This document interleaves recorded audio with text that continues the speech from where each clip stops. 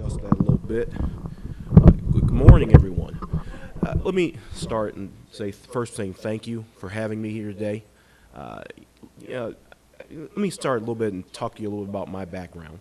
We were always taught that to whom much is given, much is required. And my parents, growing up on the south side of Chicago and working at my parents' small business, we were always taught that we've got to give back and we've got to do more. We were taught the quality of hard work and commitment to community are essential to getting done what we've got to get done. You know, so I took that vein, and in that vein, I went down to Springfield and I quickly working for the Senate Democratic staff, including the time when President Obama was on the Illinois Senate in the Illinois Senate.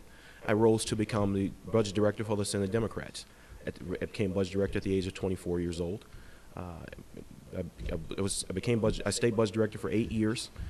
After staying on the staff or being budget director for 8 years, 10 years on the staff in total, I came back to Chicago. And I put myself through law school. I now own my own law firm. I'm also a partner in a consulting firm. My wife and two daughters and I, we reside in the Chatham neighborhood of Chicago, because we want our children to understand that life is you're only limited by your imagination. We want them to understand that they can do whatever they want to do. We want them to understand that their commitment to community is as great as our commitment is. We want them to understand that there are folks out there who are working hard, who want the same things that we want for our children, and that's exactly what we're working towards. We want our children, we want everyone's children to live in a community where there are great jobs, there are great schools, and our streets are safe. And that's what we're working towards, and that's what this campaign has been about, and that's what my run for state representative is all about. I want to make sure that our children have a wonderful community to grow up in.